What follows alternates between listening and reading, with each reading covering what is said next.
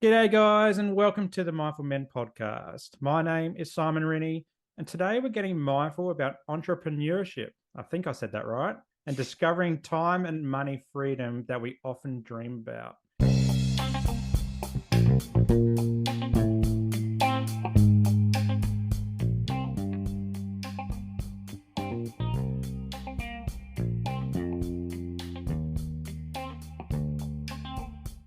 And to help us through this, we've got Andrew Logan from right here on the Sunshine Coast. How you going, Andrew?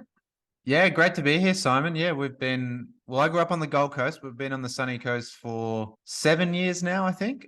So beautiful part of the world, although it's not incredibly sunshiny at the moment. It's a false advertising at the moment, I but don't think it's been beautiful like part of the that for a world. little while now. We've had a lot of Yeah. rain lately, and I think we've got more to come. But yeah, you're up in the top of the hill, and I'm down the bottom of the hill. So it's nice to connect locally for a change. Yeah, this is cool. Yeah. Now you're the founder and CEO of Leverage to Legacy.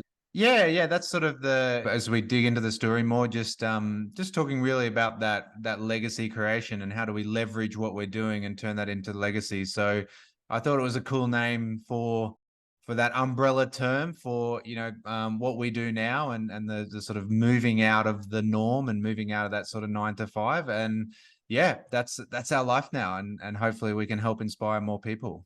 Yeah, awesome. I'm really looking forward to this chat today because I think when we had COVID, a lot of people, myself included, were thinking, okay, surely there's more to life than what we've been doing, and discovering new ways to earn money and diversify our income as well. So yeah, I'm really excited about today, and maybe I can learn some tricks.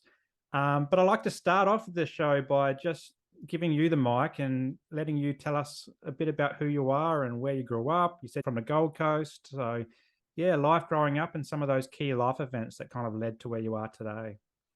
Yeah, sure. Well, it's funny. It's funny that you use the phrase "surely there's more to life than this" because that's essentially like the opening lines of my book, and it's definitely within the first page of my of the opening chapter of my book. But I guess yeah, if we quickly go right back to the start, I mean, I grew up on the Gold Coast, professional parents, and white collar parents, and they did everything that they thought was the best for my brother and I, which involved private schooling and all those sorts of things. And I was academically strong, like I was just one of those kids who was at the end of the day, fortunate to be gifted academically. And so from a very young age, you're told you're smart, go be a doctor.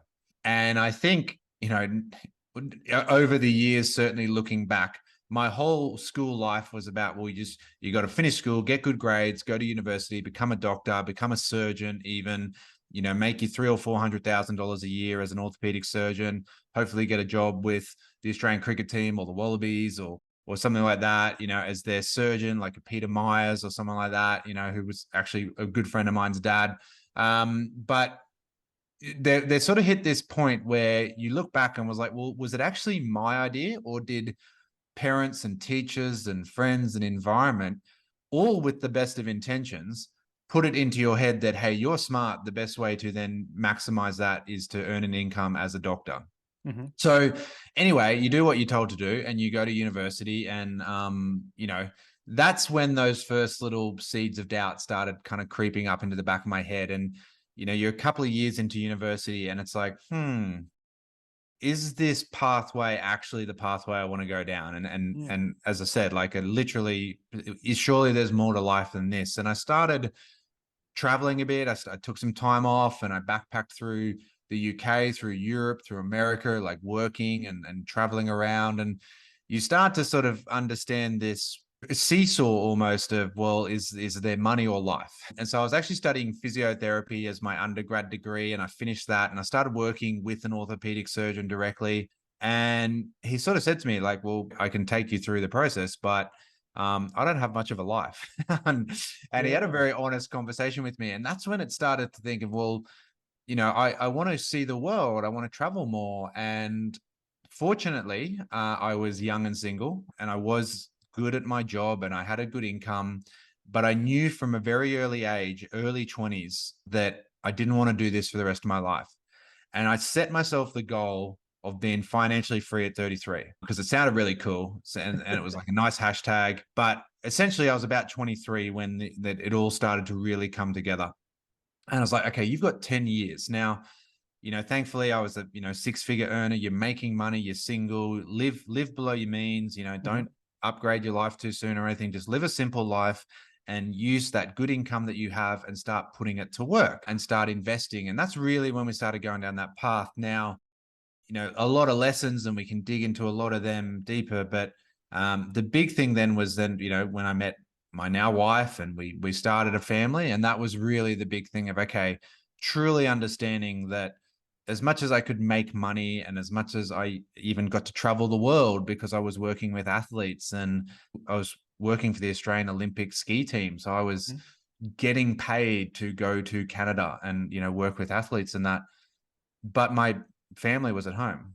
And I was like, well, this is awesome, but it's only me that's here. Angie's home changing nappies and I'm skiing. Like that's not sustainable either. So that was really when we kind of really doubled down, tripled down as a husband and wife of like, the goal is to be the parents who are there for their children all the time. So we need to look at our time. We need to look at our wealth. We need to look at our income creation and create ways of making money that don't involve us not seeing the kids. And so that's what really there were those initial conversations in the head, but really thankfully met someone who was on completely the same page. And we really pushed down that path because we wanted to be different parents to the parents we were going to be. Yeah. It reminded me of when you were talking about like going through high school where I grew up. I grew up in the northern suburbs of Adelaide, and so that's a very working class environment, pockets of welfare, working class. They had the Holden's plant there. So a lot of guys from school would leave actually early and go make 50 grand working, 12-hour shifts, even the night shift at Holden's, building cars. But I remember back then, like there not being many options or discussions, and particularly in my environment, around what did work life look like after school. And so like, I was into my sport. I was into my AFL and my athletics and basketball and soccer. And I had dreams, being a physio because I'd been to a physio through football, but that's really all I knew about the workforce. Like had been to a physio to help me with some hamstring issues, but I never got there. Like it was a bit too difficult for me. And then I remember coming to the end of high school, and my story is a mental health story.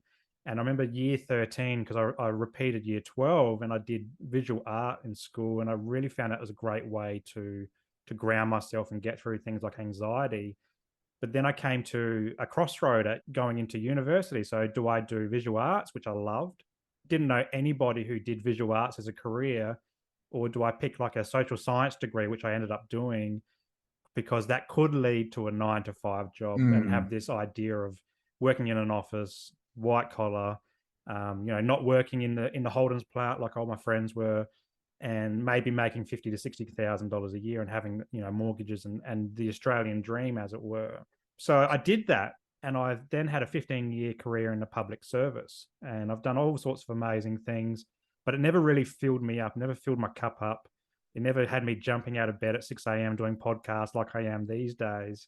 And I always look back and go, I wish I went down the visual arts route because it lit me up. It made me feel excited about the world. And I think so many guys particularly we're not sure where to go through high school or after high school. And some of us think it's a 9-to-5, some are tradies, some are doing, shift work or fly in, fly out as well. And your story sounds very similar. You went into physiotherapy and it wasn't really lighting you up either. Reflecting back on that time, would you ever pick physio to go do that? Yeah, it's a really interesting question. Just quick tangent. A very good friend of mine who's a fantastic visual artist, and just as a general recommendation to people who are listening to this podcast, obviously he told me about a book called Drawing on the Mind, and it was all just talking. And I don't know if you've heard of it or read it, but just how there's so many different forms of meditation, and we think of that, on the beach watching the sunset with our, fingers crossed and legs crossed kind of stuff, but just anything that helps you take control of your mind. For me, it's running. I just love to just escape the world and just go run for an hour. But it's fascinating because when I was working as a physio, especially in the early days, was during the mining booms, and so so many young kids, 16, 17, they've dropped out of school. And as physios, you've got to do pre-employment screening. You've got to make sure that they, that their body, they don't have anything. And you'd have 3 separate demographics. And you'd have the 16-year-old kid that's dropped out of school. He's going to get a tradie assistant job for $120,000 or something on the mines. And he's telling you about the bike he's going to buy, the jet ski he's going to buy, the Maloo ute that he's going to buy. And it's like, okay, like, I'm here to be your physio, but hey, maybe you should have a plan B as well. Yeah. Because then you'd get the second demographic that were the middle-aged husband, particularly obviously a very male-dominated area. That's like, I have to work 10 days on, 10 days off, swing on, Tanham Island or something, because that's the lifestyle that the wife and kids expect. Like, and then you've got the 70-year-old and they're still having to do pre-employment screenings every time their contracts are renewed, and they've been a diesel fitter for 40 years and they're not happy. They don't want to be there either. But I think I have to say that I have to have done physio, because that's how I met my wife. I met my wife through working up in the hospital. She was in admin in the hospital. So of course, physio at least allowed me to meet my wife. And the thing that physio gave me, and I can never dismiss it, because it doesn't light me up now, but I was able to travel the world. I got to travel through the Cricket World Cup, the World Cup for skiing and stuff. But I met my wife, and I also met some very good mentors in my life. We actually met through work, who are still great mentors in my life. But I think the one thing that it did really, really train me to do was understand how to hear people's pain. And, when you go to the physio, if there's anyone else who's listening as a physio, you'll know, like, there's pretty much only 3 or 4 things wrong that really truly go wrong with your human body. There's 3 or 4 design faults, and pretty much every injury can be like put back to, I mean, whoever designed the knee did a shocking job. And so, the hip's good, the shoulders, but the knee's a shocker. So however that was designed, right? Like, that is the weakest link in the human body. So you just know that 85, 90% of people are coming back to 3 or 4 different things. Now, it's essentially, my dad was an engineer, and my dad always said, as an engineer, engineering is pretty easy. If it's loose, tighten it. If it's tight, loosen it. And it was essentially the same thing with the human body. It's like, okay, well, are they weak? Strengthen them. Are they tight? Stretch them. Like, that was, and really the key just came down to diagnosing. A trained monkey could give you a stretching program, but it was the diagnosis, and it was listening to the person. And in all seriousness, it wasn't Simon with his torn hamstring. It was, what are the actual challenges Simon's having? And how can I help him actually not just fix his hamstring, but improve his life? And so just through seeing 100 patients a week for 10, 15 years in a career and tens of thousands of conversations, I think that skill has been one skill that's allowed me then to move into different areas of life and really talk to people, social media, face-to-face, but really help them build brands and help them with their marketing and all that kind of stuff, because I've learned those skills of hearing their pain. So we did a lot of psychology of the brain when it comes to interpreting pain. And that kind of stuff is the same, whether it's mental, whether it's emotional, whether it's social, or whether it's, you rolled your ankle kicking a footy. It's all the same pain as far as your brain's concerned. So those skills will be very beneficial. But yes, should I have done some different things? Should I have asked my wife out sooner? Should I have traveled more? Like, a life of regret there. But I think, I do enjoy the fact, and I'm still, actually, I haven't treated a patient in a long time, but I'm still registered. It's just one thing that I just never let go of, because it's like, you never know, you could just help someone one day, and just keep paying your registration each year, because it is a good career that helps a lot of people. Yeah, I love how you said that you wouldn't have met your wife if you hadn't gone down that route. And I was very similar. Like, I wouldn't have never met my wife if I hadn't become a public servant and moved to Canberra and done all that public service stuff as well. And I wouldn't have kids today, like the 2 beautiful kids that I've got. So I love that. So let's talk about family life. And I love to talk about parenting and fatherhood as well. What's it mean to be a dad to you? Yeah, well, it's funny, isn't it? Because like, we were just talking before we hit the record button. We were just talking. I just did a leadership sort of training with some people this morning, through work, and like, we talk about different levels of leadership, and we talk about titled leadership, and people have ranks and people have titles, and And I think it's so important when it comes to parenting that you get the rank and title essentially of a dad. Hmm. You become a father in name, you become a father in rank, sort of stuff, and people recognize that, but that doesn't mean anything. It's the verb of fatherhood as opposed to the noun of being a dad that's really important to me. So, we're so fortunate where we live. The kids' school is 500 meters down the road, and so every afternoon, and the dog is dogs have incredible body clocks, right? It's like 2:30, the dog like 2:31, and I haven't put the harness on her. Bang, like why haven't we started walking yet? It's 2:31, but we can walk down, pick the kids up, walk them home. And I think it's, we've been able to, over the last 10 sort of years or so, 15 years, when we really started that path of, being financially free. I've just turned 40. So, we've been financially free for essentially 8 years or so. The most important thing for me is the modeling that we do for our children every day. Mm-hmm. And people sit there every day and say, well, if you've got financial freedom, why are you still working? And it's like, because what does it teach my children if I just sit around and do nothing? And Yeah. so I think, again, it's a verb, it's a responsibility, it's an honor. But it is that obligation, it is that responsibility that we need to take, and we need to honor that our children are watching us every single day. So that's really the most important thing to me, is that when they leave home, they have a platform for success. And whatever pursuit, our daughter, she wants to like do Instagram for the rest of her life. And it's like, well, okay, like let's figure out how to do that. Our son he's talking about creating a YouTube channel. He loves timber, right? And so his name's Jack. So we've already sort of made him a little thing called Lumberjack, right? Yep. Because it's a lame dad joke. But he makes birdhouses. So he's got his little lumber, timber set up, and he makes birdhouses that he sells at the local markets and that. He's 8. But now he's talking about, like a YouTube channel where he can show off how he's making all these things and stuff. So, it's so cool to be able to give them that platform. And had I been working still in a traditional setup, I just wouldn't have had the time, the emotional energy, the focus to allow them to really chase those dreams.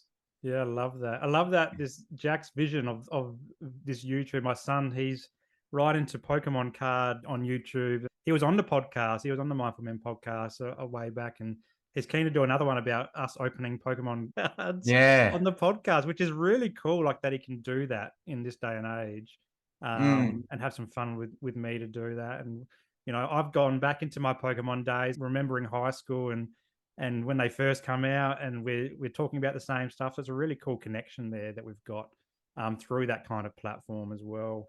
Thinking about your fatherhood journey, like, is there something that you know now that you wished you knew in say day one of being a dad? So for me, when I met my wife, she was actually a single mum. So that was a really fascinating process, because you're creating 2 relationships at once. And I knew my wife through work, and we'd known each other for quite some time. So we sort of already had that foundation there. But then you're starting a completely new relationship with her 4-year-old daughter at the time. And so that was so cool, and it was so different. And it had its challenges, obviously. But what it did mean then, when Jack was born, it was actually I kind of feel like I let down the team a little bit, because my wife was like, here's what happens. Like, she was so organized, she was so ready.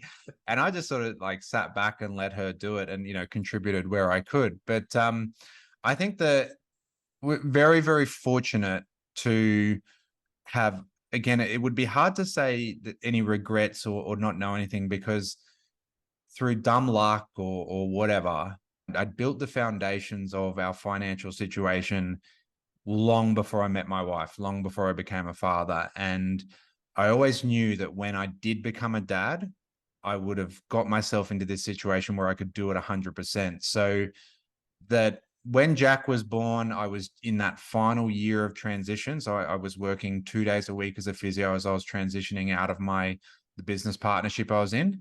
But I did get to see his first steps. I did get to hear his first words and his first crawling and all that kind of stuff.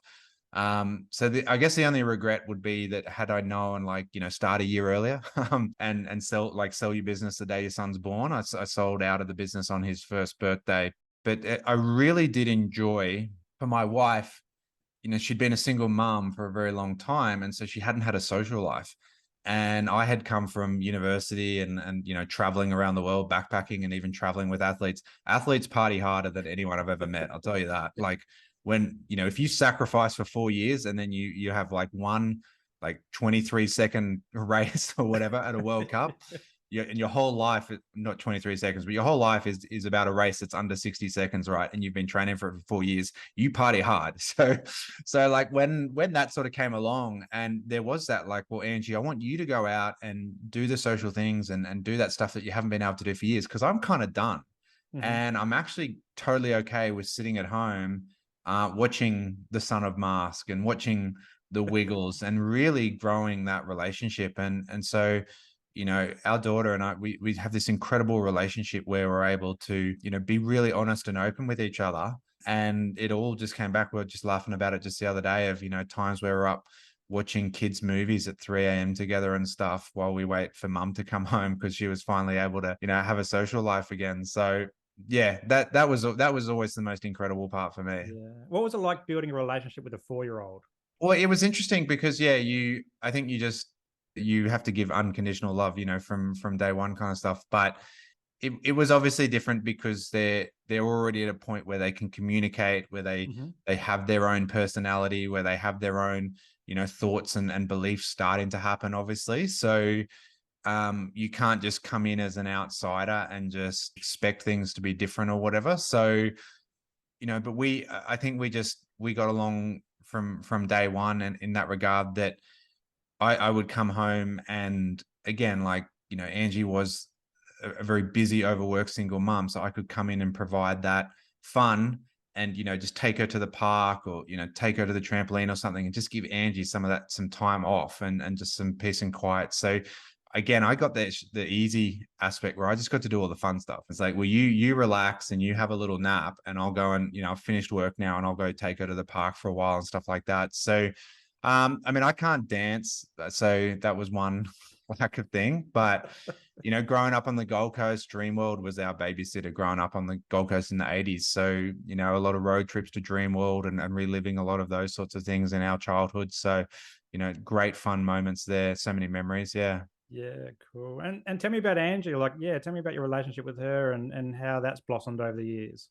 Yeah, so we met through work, and apparently from her side, she was, that's the guy I'm going to marry. She still claims that day one, I'd been working at the hospital for about 6 months or so when she started, and she claims that she went home and said, Mum, I've met the guy I'm going to marry. She never told me this, obviously. Mhm. Um, No but pressure.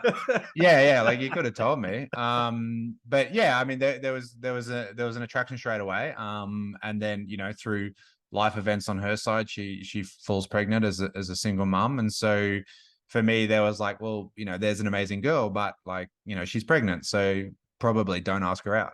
She's probably got other things on her mind right now. But so we did build, a great friendship. And then, being totally honest, like, when I remember coming home from I just spent 6 months away, again, traveling on the ski fields, and then at the Cricket World Cup with the Scottish cricket team.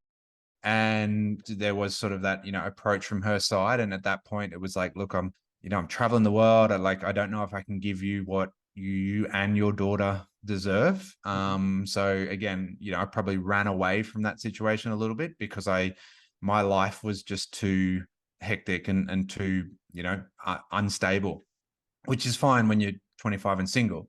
But it wasn't a situation that I wanted to, like, give false hope or give false, or be unreliable. So it took us a few years to really just sort through all those things, and, like, a maturity level from my side. And again, just having to get a few last things out of my system.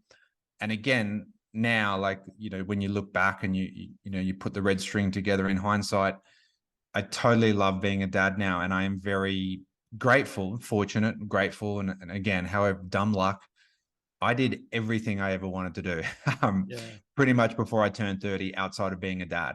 I did get to travel the world. I did get to see so much. And I mean, Angie and I just had a bucket list honeymoon, or 10-year anniversary, I should say, just the other day. But, you know, I pretty much ticked every single box in my life outside of being a husband and being a dad. So I didn't come in with that point of like, oh, the kids are taking away from all these things I want to do, and the kids are a burden, and I wish I could travel more, but I can't because of kids, because, you know, very fortunate that I'd traveled so much and done all those things.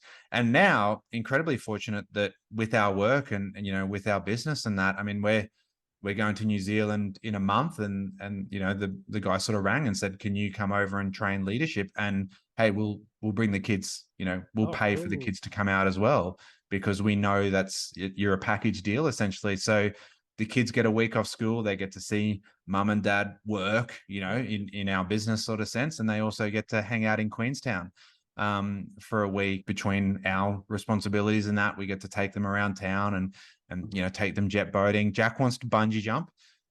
He's well, he'll be 13 months too Wow. young. So he's asked for his 10th birthday if he and I can go to Queenstown and bungee jump, Yep. and all that kind of stuff. So again, like when they came along, it was incredible because we could dedicate 100% of our life to them and not feel like we were missing out on any of our own personal life goals. Yeah, I loved how you said before, like you were at that stage where Angie could go out and socialize.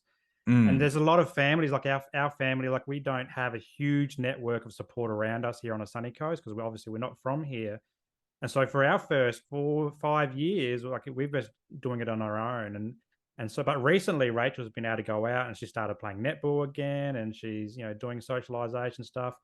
I'm starting to go out as well, and kind of like, oh, this is, you know, we're coming out of those baby years, and we can mm, now do this. It's really like empowering moment, and you feel a little bit younger again, and it's just so great that you know, she could do that, and that you're at a stage where you could stay home and look after the kids as well, because not everyone's got the grandparents around, or a close uncle and aunt that they could do, or even people that don't trust babysitters. You know, there's a lot of mistrust for babysitters as well in different families. Like our family, like we're a bit like, oh, like these are our babies.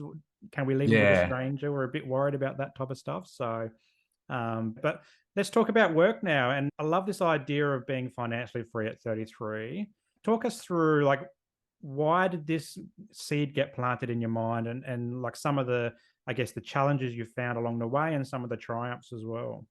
There was sort of those questions being asked at university, and I remember even sitting my med entrance exam, because the whole plan was that you would do it, and it's called the GAMSAT exam, and it's this brutal, like, you know, 3 hour one and then a little break, and then a 3 hour one and then a little break, and then like a 4 hour exam. Like, it's just this most brutal head thumping day. But I remember afterwards, and I passed, and I got the letter saying, you know, you are welcome. And it was my best mate and I, and we're sitting there with these letters, and we're like, I don't think we can do this. Mm. And he was a physio as well, and we were sitting there with these acceptance letters, and I was like, maybe we should just like go to America for a while. And we did. And you know, and you know, he's an incredibly successful physio still. And but yeah, we lived in America for a while together, and we did all this stuff beforehand. But the key mindset, and the thing that it took me a while to get my head around, was the difference between money and wealth. Hmm. And this is really, like, you know, the sort of key thing I love to talk about, and key thing I love to help people with is we get so focused on, you know, if I have $1 million, I'll be rich. Now, Hmm. money is a, you know, bunch of figures in a bank account. Wealth and freedom, to me, wealth is a measurement of time, and freedom is a measurement of choice. Hmm. So, you know, financially free, are we flying private jets around the world? No, but we get to choose every single day what we do. Hmm. You know, we get to choose what we wear, when we wake up, and again, the dog wakes me up. So since getting a dog, some of my freedom has been taken away from me. But it was always about, okay, well, if I kept going down this path, I would be able to make money, but I wouldn't have choice or freedom. I wouldn't have wealth. And so I had to find vehicle to help with that. And there's so many vehicles out there, and like I like to sort of talk about it, you know, two sides of a coin, right? So on one side of the coin, you've got to make money, and then on the other side of the coin, you've got to then get your money to make money. Hmm. And it's quite easy to make money, but the challenge is getting your money to make money. Now, there's actually a third side to the coin, which is the edge, and there's literally on a circle, you know, an infinite number of edges as you go around the circle. Now, there's an infinite number of ways that you can create an income in this world. And, you know, COVID really showed that to a lot of people. And with technology and social media and all that, so many different ways that you can create an extra income. So it did take me 5 years of failures to sort of find what worked for me. But it was truly about understanding, right, you know, once it clicked in my head that it's not just about making money, it's then leveraging that money that you make and putting it to work, because you've got to give your money a job. And so, like, you know, my mate and I, like, whenever we're coaching, it's always like, does your money have a job? Because if it has a job, it's going to go back and come home with some friends, and it's going to come home with more money. And then, you know, when your money is making money, and then you use that money to get more money, and like you create a wealth loop. And it's like, well, how do you create your own wealth loop? And so we have this coin, and we make money, and then we use that money to make money, and then we just kind of create this loop. So it took me, you know, a number of years to sort of really get all that figured out in my head. But the biggest thing was just understanding that at the end of the day, we wanted a choice and time. Now, money is very important in buying you choice and buying you time. Like, if you don't have enough money, that's when you have to do things that you wouldn't generally choose to do. So, you know, like, money isn't the main thing, but it's just the vehicle to help you get there. And that was really the key understanding. Okay, well, how do you find that vehicle that's right for you? How do you create that vehicle and then put your money to work? And if you can do those two things, then you'll be able to create this freedom. I think a lot of people struggle with, they make money, and then what they do is they buy things to impress their friends. Yeah. And you know, I was chatting with a mate just about this the other day. He came up, we did a workout in the backyard, and then he was just sort of asking for some advice. And it was like, he said, you know, what's really the key for you, the difference between financially successful people and not? And it was like, you've got to be willing to be poor, and like be seen as poor, and be willing to sacrifice long enough to be successful enough. And I think so many people, as soon as we make money, we spend it instead of giving it a job. And so, you know, I remember times where, yeah, you're driving a 15-year-old, you know, I was driving this, it was like 15-year-old Ford Laser, and I was riding my bike to work at times to save money on petrol. And people are like, why aren't you upgrading your car? Why aren't you this? And I'm like, well, you know, I've got 3 investment properties, but I really want 4, 5, 6, you know, accumulating these things. And so I'd rather buy another investment property at the moment than buy a car, because that's what fits my financial goals. So that was the sort of process that we went through. And really, you know, I was fortunate again in a great sense that a friend of mine was, he took over the family business of property developing. So he kind of, you know, taught and mentored me into getting my foot in the door in property. And then that's where we've created a lot of our, you know, legacy and our wealth is through property development and property investment. So you meet people along the way when you start moving in different circles. But to me, it's all about just that mindset of, what would I choose to do? And how much does that cost? How much does it cost to choose what I do each day? All right, there's the goal. Yeah. Now let's get to work on that. Was it just property? Because, like, I remember when the GFC happened, and I was early into my career, and I actually watched some people who were like, they had that, you know, the golden superannuation where they were going to get like their entire wage or 90% of their wage paid out for life. But then they couldn't, because GFC happened. It took all their superannuation away. And this is when I started thinking, what else can I do with my money? I don't want it to be locked up in these type of super funds. And then I started exploring what super is, and I started to understand the share market and how it works, and now how it's actually a good thing to have these cycles because it comes back up as well. But then really, like, I've only ever really known shares as a vehicle, like you said, but also property investment. I used to have a property as well, but we sold that to buy our house. Are these the only 2 vehicles, or you said there's an infinite way of making money? Have you explored other vehicles as well? Yeah. So again, I think that, like, there's an infinite way of creating cash flow. Take it back a step. Like, so if someone came to me and said, I want to start investing, I'd say, okay, well, like three questions first. So 1, do you want cash flow or capital gains? And if you don't know the difference, then you're not ready. Like, go read a few books, right? But, like, you know, cash flow is essentially, yeah, you buy a rental property, and the rent that comes in is the cash flow. And if the rent is more than it costs you to hold the house, your money is making you money every week. The tenants are giving you rent, and that pays the bills, and you get to live off it.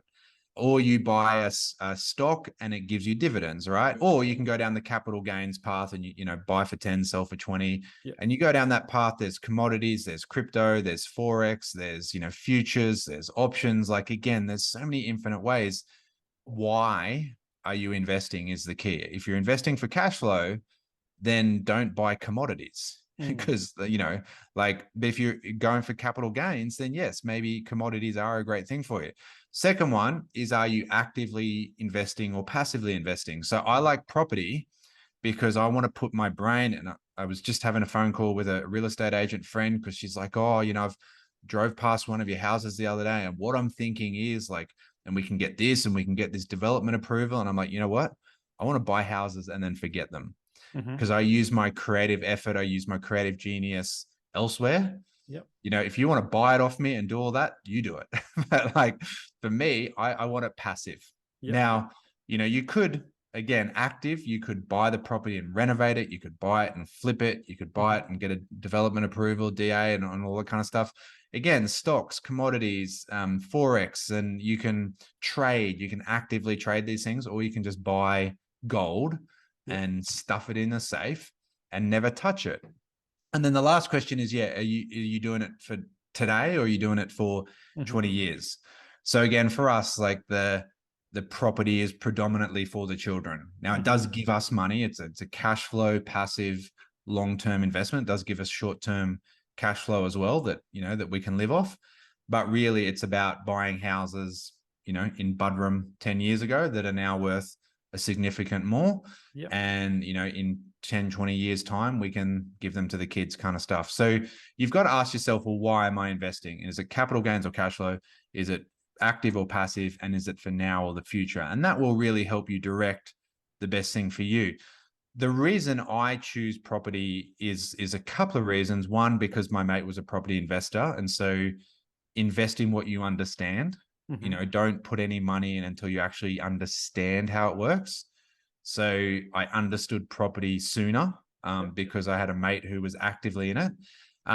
B, I like to not think about it. So if you buy a house, you pretty much, there's nothing you can do now. It's like, okay.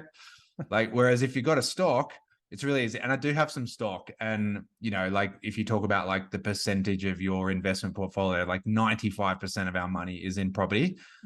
We do have some money in like a tech startup in the US. Yep. So it's pretty easy just to like, sit there on the phone and like, oh, it's, it's down 10%. Oh, it's up 20% because it's a tech startup, right? It's like, it's all over the shop, right? If I had 100% of my money going up and down 20% a night, I wouldn't be able to sleep. So like stocks for us, it's just, it doesn't fit in our thing because our business brings us cash flow, and then our houses can just take care of the capital gains, right? But again, like what do you understand and what do you know? So that the crypto market's really big at the moment. I think it's wild, wild west, and be very careful. But, like for us, the property is something that we just can't really touch. So we just buy them, we put tenants in, and then we leave them alone. And that's what works for us. We do have stock in our self-managed super. And again, we do have some, some speculations in some startups and stuff, which is a very small percentage of our money. But to me, like just, and I literally did my podcast episode on this just before we jumped on, like before you play the game, learn the rules. Yeah. You're never going to give financial advice, but if I could give you education, know the rules of the game before you set foot on the floor. Because that's where most people get stuck. They get a stock tip from their friend, or they get FOMO, or they, watch a Netflix documentary. And then they're like, well, I don't know how to get my money out, or I don't really know what's going on. You've got to understand it before you put money in. You've got to know the rules of the game. Yeah. So for us, passive property investing, pretty simple rules. Yeah. Did you know about investing like growing up? Was it something that you'd heard of, or was it more when you became an adult and you started looking at ways to diversify? Yeah. So again, my parents were very traditional, very conservative, and that was how they were raised. And dad grew up on like a banana farm in Murwillumbah. Mum grew up in her dad was a priest, like in sort of the rectory and inside that sort of circle down in Coffs Harbour. Very conservative beliefs and very conservative views on money and work. And you got up, you worked hard, and then you went to bed. So I remember even, buying my first property and again, all with the best of intentions, but mum and dad were like, oh, but it could burn down and a cyclone could come and take it. And, what if like all this sort of stuff, and telling you all the horror stories of, my friend bought a house once and then their dog got run over, and like, so don't buy a house. So, and again, like, incredible gratitude for them just doing the best that they could with what they had. But my mindset was really, well, just do the opposite of what your parents say, because financially, for all the income that they had in good professional jobs, we didn't have like a financial freedom. We didn't have wealth. We didn't have investments, and we had a happy family. But it was never anything more than just, well, mum and dad had their jobs. So my mindset was just, well, okay, you've got to learn. And I read a lot of books, and your Robert Kiyosaki's and all those sorts of stuff. And even one of my favorite quotes is, whenever you find yourself in the majority, it's time to pause and reflect, because most people, unfortunately, in this world are broke and unhappy. Yeah. So I kind of figured from a young age, well, if I just do the opposite of what everyone else is doing, I'll probably be, happy and successful. Yeah. Because, most people are sort of just going down this path that ends inevitably in being broke or unhappy. So yeah, that was the thing. It was purely self-taught, purely, making money, losing money, reading books, surrounding yourself with mentors and all that sort of stuff. But yeah, there was nothing ever in our family. But that's something that's really important to us, obviously. To even just a couple of days ago, Jack, again at 8 years old, we were talking about, we've listed one of our houses in Mountain Creek just for sale at the moment. And he was sort of like, how does that work? And because my parents were renting it off us, and that, they've found a place. So now, okay, well, we'll sell it now that you found a place. And he was just trying to get his head around, okay, well, so Nanny and Poppy are paying money to live in that house, right? And we start having these conversations that we never had around the dinner table. Yeah, or in schools, I remember growing up, we didn't really talk about these real life applications. It's a fascinating thing. Sorry to jump in, but I think it's a standard question, right? Like, why aren't we taught this at school? And our daughter Oceana is like very much like, because I was a maths nerd at school, so I'm sitting there doing grade 10 maths again now, like, which is really fun. So I'm sitting there doing like, simultaneous equations and algebra and all that kind of stuff, going through, reliving all those days. But like when we have conversations about her, because she's saving up for her first car and all that kind of stuff, and she always says, like, why aren't we taught what you do at school? And to me, like, it's pretty simple, really. Like, if I knew how to make money, I wouldn't go and work for a teacher's wage. Yeah. And I think that's really the problem. The problem isn't really the school. The problem is, like, if you know how to be financially free, why would you go and hang around 15-year-old kids who think they know more than you? Like, by choice. Yeah. And that's, I don't say that to be critical to teachers. I have the utmost respect and very good friends who are high school teachers and primary teachers, and the teachers at the, Jack School just down the road there. It's an incredible school, incredible community. I have total respect for them, but I could never do it because I could never go in there knowing what I know, and going in there and knowing that, you're not going to be able, like, you're not going to be able to live the lifestyle and earn the income that you can do outside of the school system. Anything you did do there would be like would be essentially like a retirement project kind of thing down the track. So tell me about network marketing. Like, what's that? Is that what you do at Leverage to Legacy? So when we went through, like, all, we spent the years going through, like, looking for the vehicles, and I tried everything, right? Like, I was trading pot-bellied pigs on the US market. I wrote a book about back pain, because again, I'm having like 20 patients a day, 17 of them, you're giving them the same lecture. And I'm like, why don't you just write a book about back pain kind of stuff? I was trying all these things. I had this idea for a travel website, which it's still in the back of my mind. It would still work. Mhm. So I won't say too much. I got this idea, right? But I had all these ideas, but nothing was working. And then network marketing always just was sort of this, annoying little thing that annoying people did. And I never wanted anything to do with it. And I purely started because I needed to lose some weight for our wedding. Mhm. Now, everyone's biased, but my wife's really hot. Like, I mean, I'm pretty biased. And she was like, oh, you look fine. And I'm like, well, no one's going to be looking at me anyway, Mhm. but they're going to be looking at her. But hey, like, we only plan on getting married once, and I want to be proud of the photos I had. And this friend who was a physio and became a mentor of mine, had been using these products from this company, and that's all it was ever meant to be. And then what really happened was, having that sort of epiphany one day where, we were using these products, and a few friends had, like, oh yeah, we'll buy them off you kind of stuff. And $100, $200 a week coming in. But that's when the real epiphany sort of came, and my maths brain started working, because that's when, Angie, we were starting to talk about falling pregnant again and expanding the family. And it was like, I think the ugly stories are when people give hype, and Mhm. in anything, in any industry, the greatest thing you can give someone is hope. Mhm. The worst thing you can give someone is hype.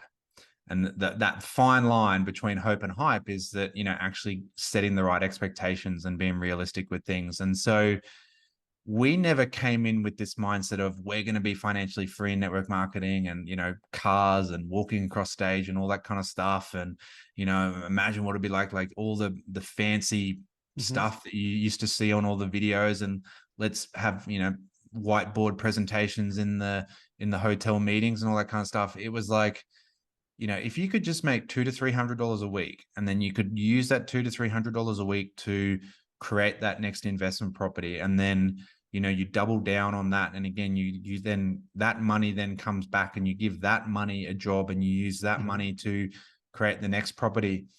And that was always the goal. We started talking to other people like, if we can just help you make $200 to $300 a week, we're not talking about making 7 figures a month or anything like that. Let me show you how to create that's $300 a week, and then put that money to work and start getting your foot in the door and start investing for your children. And because we had a different mindset on it and approached it differently, we grew this incredible business a little bit by accident. Again, Mhm. like, I mean, there was intention to it, obviously, but it was never, ever, ever meant to be the size that it came to. But we just found professional people who wanted to create an extra income stream to start investing, but they just didn't know where to start. And we taught them what to do and showed them that process. And, some of them then went and made, a lot more than that. And we were able to make significantly more than that. But that was never the intention. The intention was, what if this is, again, and I always talk about, like, it's the angel investor. What Mhm. if the goal was to be financially free through our property portfolio? And, we have just sold off a few because the Sunny Coast totally exploded, right? And we sort of trimmed the fat a little bit, but Yep. we had 15 at the peak just before the kind of real boom here. And we sort of shifted a few. And like, what if your business was just the angel investor to allow you to create that? So, having come from a traditional business point of view, the biggest problem with traditional business, anyone who owns a traditional business, is cash flow, Mhm. because you have so much money tied up in rent, in stock, in staff. And, we made a decent amount of money in a physio practice, but your expenses are just like so Yeah. crippling too. Network marketing is the olden method, but now with social media, approach it differently. And you look at it more like an online franchise model, Yep. and helping people set up like a franchise, but one that they can run for a couple of $100 a month instead of $10,000 a month, like a small business would be.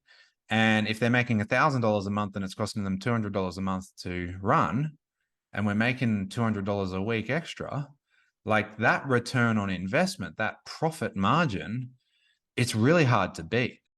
And that's what I like truly understood it for. And again, it had been pitched to me so many times of the year of this, financial freedom vehicle, blah, blah, all that crap.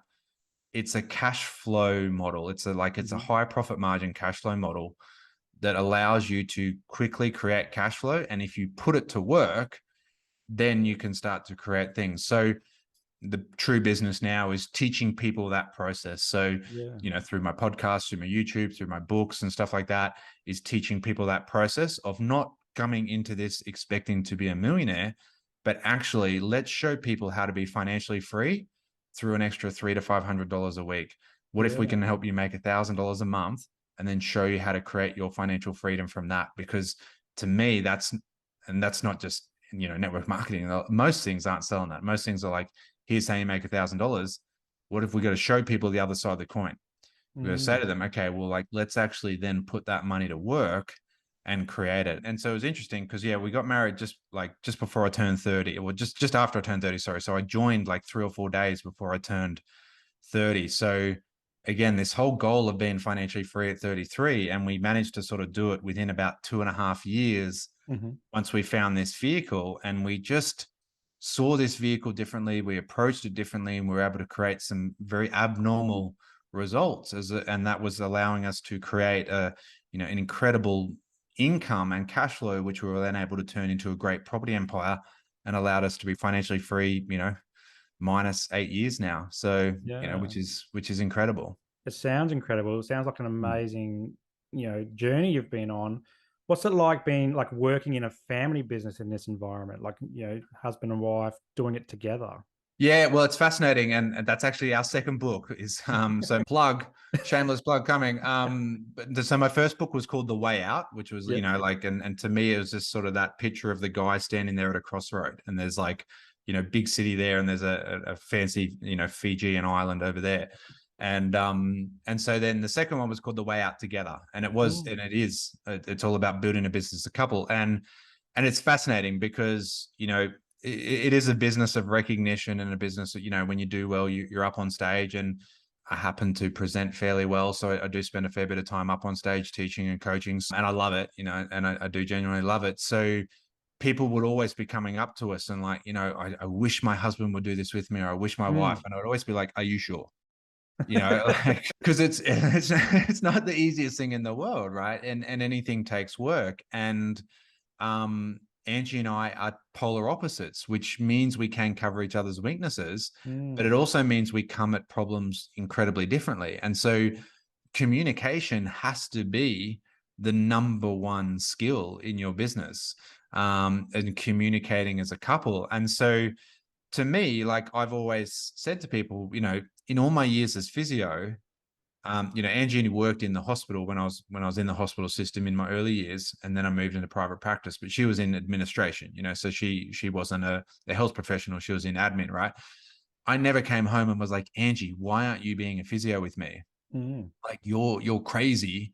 You're wasting your life. Like leave the job that you like, your clerical job, and go to university and be a physio with me, right? But people like join network marketing, like my husband has to join with me, my wife has to join with me. It's like, no, they don't have to. And even, our accountant, and again, like, I talk about this in the book, like great guy. He's been with me initially and then us for 15 years now or something. And never like, you know, zero interest in joining. Now he's probably the one person in the world who knows more than me, and I'm pretty good with. I keep track of things pretty closely, and again, I'm a maths nerd, so I've got the most amazing Excel spreadsheets you'll ever see. Right? He knows more than me what we've been able to build. Right? And he's never once had any interest, any inkling to join. Right? It's totally okay if people don't join. So there's certainly challenges to it. It's awesome. It's awesome to Mm. be flown to New Zealand with your wife and with your kids and getting to present on stage together. That's incredible.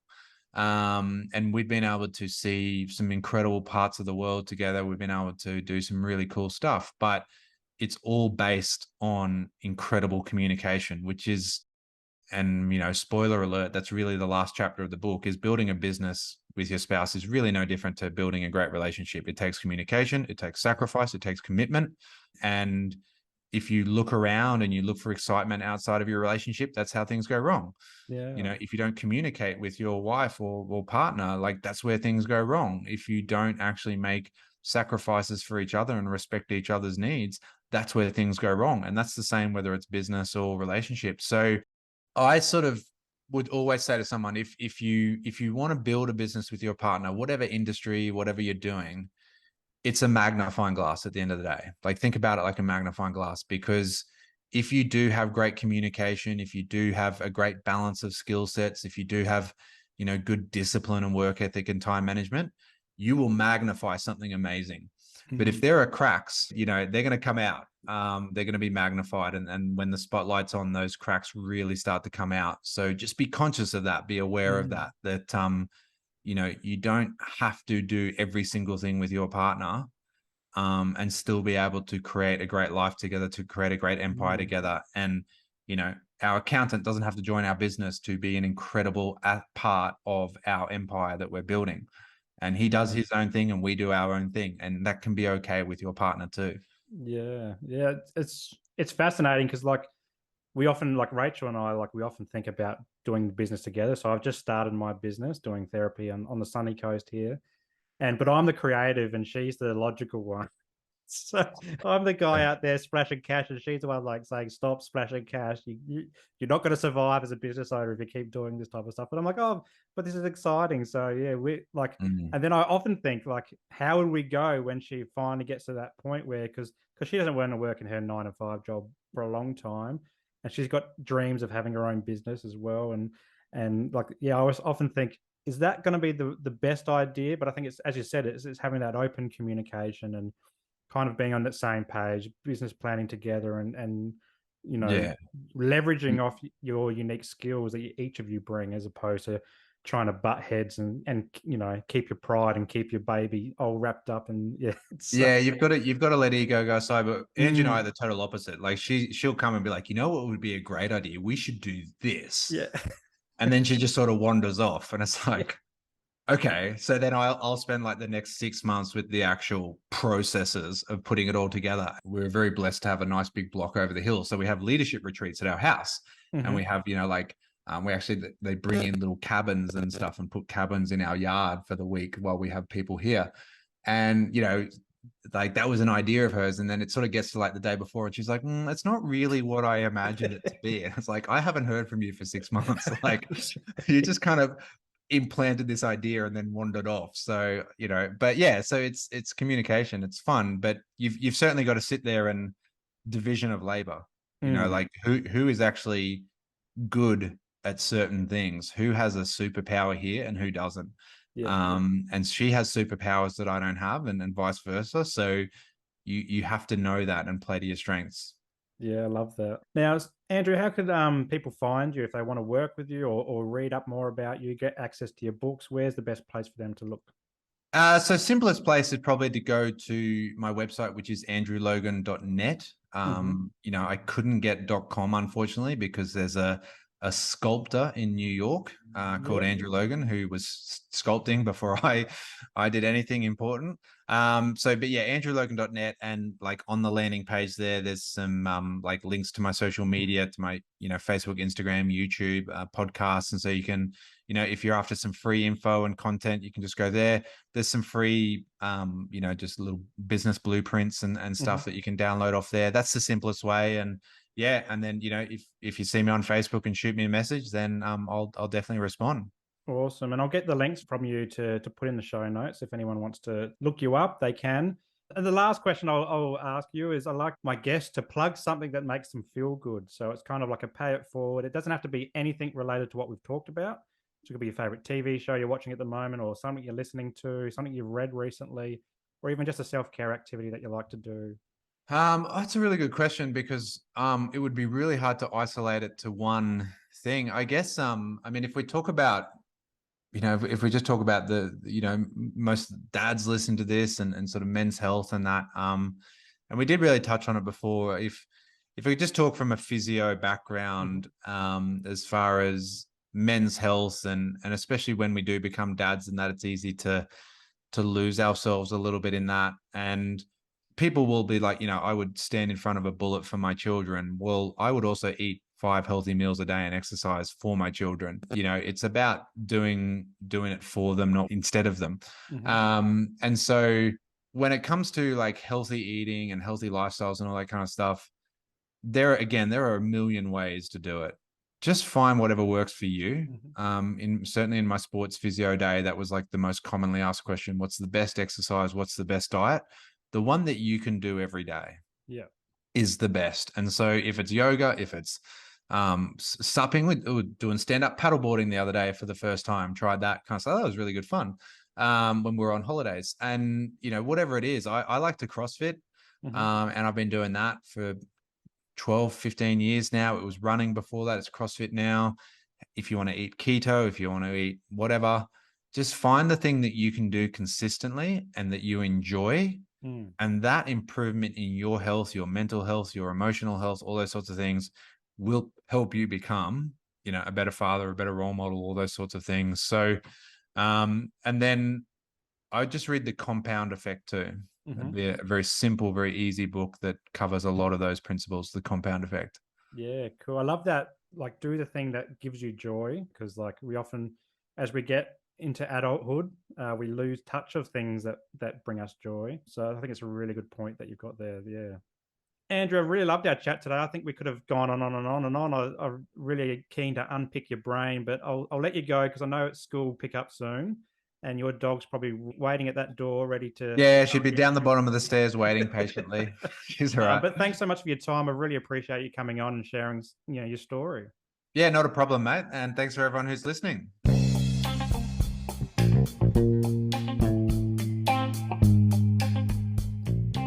If you enjoyed today's episode, make sure that you like it and leave a comment and then share it with your mates.